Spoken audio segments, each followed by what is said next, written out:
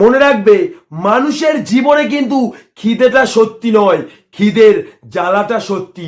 একটা মানুষ যখন তার জীবনে খিদের জ্বালা খুঁজে পায়, তখনই কিন্তু ওই মানুষটা খিদের জন্যে ছটপট করে।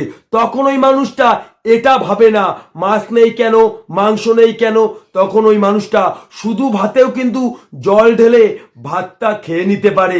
তেমন সফলতা সত্যি নয়, সফলতার খিদেটা সত্যি। যখন একটা মানুষের জীবনে সফল হওয়ার খিদে খুঁজে পায়, তখন ওই মানুষটা এটা কিন্তু ভাবে না আমার কাছে এটা নেই কেন, আমার কাছে ওটা নেই কেন, আমি এটা পারি না, আমি ওটা পারি না।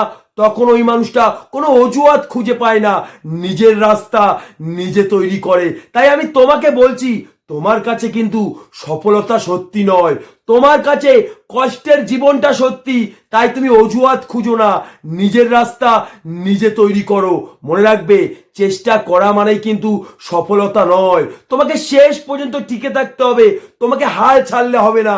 সেটাই হচ্ছে সফলতা, সেটা হচ্ছে সফলতার মূল শক্তি।